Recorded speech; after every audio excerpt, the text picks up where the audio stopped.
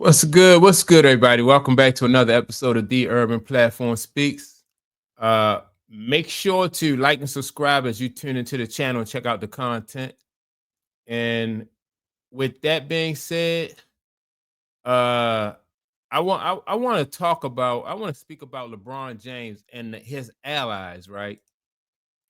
And this right here, you see on the screen, you see three of his allies, like people who are really like they're in the LeBron James camp when it comes to like this GOAT conversation, right? And I want to talk about like how helpful like these people can be in the LeBron James camp when it comes to the GOAT conversation. First, I want to talk about Nick Wright. Now, Nick Wright, people are saying that Nick Wright is being managed by what's the guy name? By like Clutch Sports Management and stuff like that. So people they say that Nick Wright, that's why Nick Wright is biased towards LeBron James because he's in, like they got him in their back pocket as far as being managed by them, right? And then you have Kendrick Perkins, and Perkins, a big reason why Kendrick Perkins is on TV is because of LeBron James and Clutch Management, right?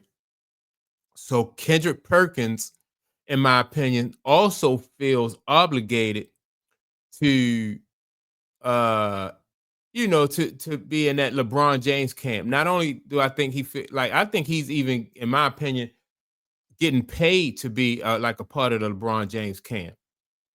And then you got Isaiah Thomas, who is I don't think Isaiah Thomas is on that payroll as far as Clutch Sports Management. I don't think so. But Isaiah Thomas is like anybody who's against Michael Jordan is a friend of his, right? And so now you have more people than just these three guys that I named. But this is like the kind of you know, besides like real diehard LeBron James fan, but like these people are the kind of people that in the media that are in LeBron James camp. Now, my thing, what I want to talk about though, is like how effective can these people be in that GOAT conversation when it comes to when everything boils down to like the final.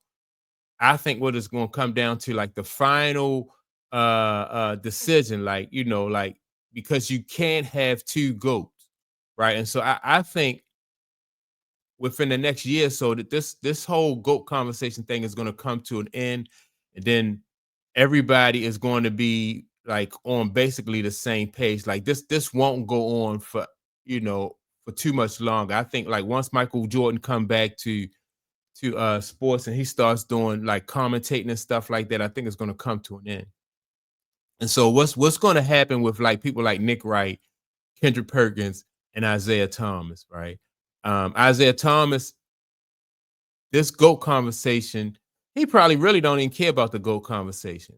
Because I can't recall Isaiah Thomas before like 2016 or even going back early in LeBron James' career, like really being into the conversation until it really, really heated up and it really, really took off.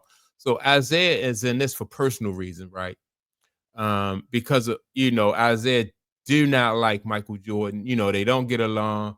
Their gripe, Isaiah and Jordan, their gripe goes all the way back to the 80s, and when Mike was playing for Chicago and Isaiah was playing with Detroit.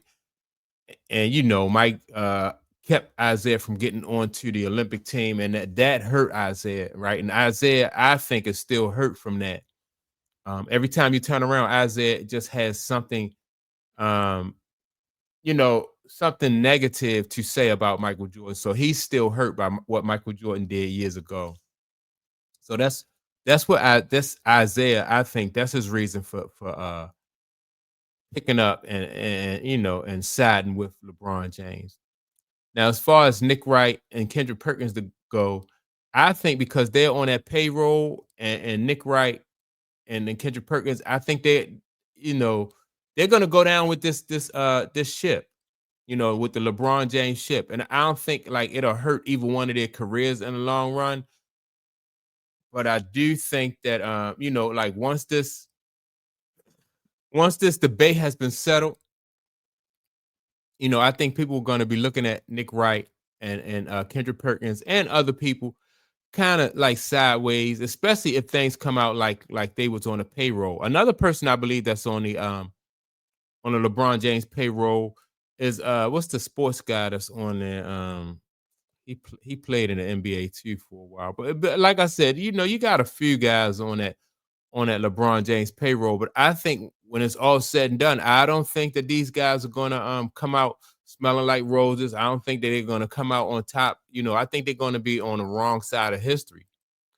And it just goes to show, in my opinion, that people's opinion can be they can be bought and paid for. I think that's what a lot of this is going to expose, that their opinions can be bought and paid for.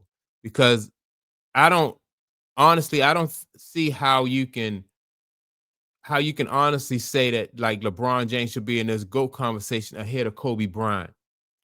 And so, but you do have people like these guys that I'm talking about. Also, you got people like Shannon Sharp.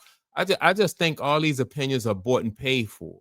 But what these guys have to be careful of is that they are in this, and I call it a cold war that's going on between Michael Jordan and LeBron James. I call it a cold war, right?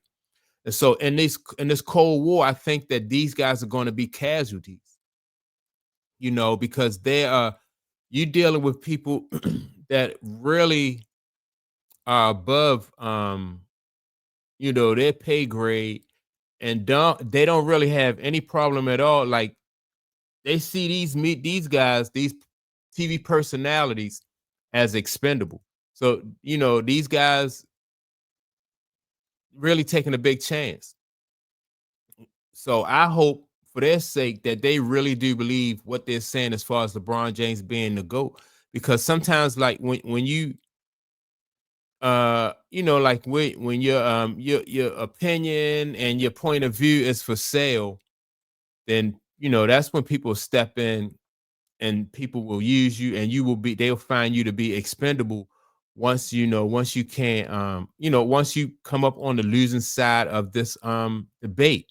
you know so I would never, if I was like Nick Wright, if I was Kendrick Perkins, or if I was not so much Isaiah Thomas, because Isaiah Thomas, like I said, it's personal with him, so he probably don't care like who wins this debate in the long run. I do think it'll hurt these guys as far as their credibility, especially when things come out, and you see so many people now speaking up against LeBron James and coming out against LeBron James now that is like his influence and his power and his it seems to be kind of fading. Like, when LeBron James was, about 3 years ago, or 2 years ago, not so many people didn't come out because LeBron James and Clutch Sports Management had leverage and they had pull around the league. But once LeBron James is no longer playing in the league, I think that leverage and that pull, uh, a lot of that goes away. And so he won't be able to affect people the same way he did when he was playing. And that's what people are just waiting for. They're just waiting for LeBron James to retire. I think LeBron James and Clutch Sports Management know that. That's why LeBron James now is like he's doing a lot of damage control, and he's going he's trying to really continue to promote that narrative. He's going after a lot of his attackers. Some of his attackers he's going after, like people who are questioning, like the guy, what's the guy named Gail Shannon or something like that. Like, he's not going after this guy because this guy may have proof to back up what he's saying about LeBron James and that whole cheating the game situation that he's talking about, right? So LeBron James not going to address that. But the small things that LeBron James can address, he's going to go after those people. But yeah, man, the closer LeBron James get to retirement, I think the more people that'll come out, and put their add their 2 cents to this GOAT debate, and then that's when you'll see, you know, more public opinions start to switch.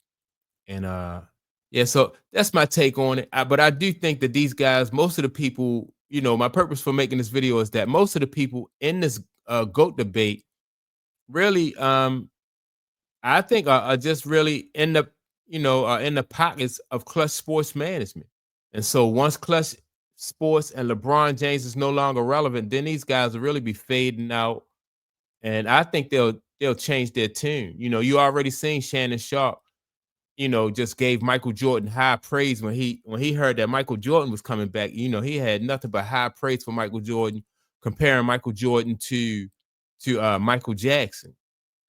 And so I think you'll see a lot of that. People just stepping back off of that GOAT debate and just leaving it alone. And I think LeBron James, man, just made a going after Michael Jordan. I think he is, I think he just made a big, big, big mistake. And so that's my take on it.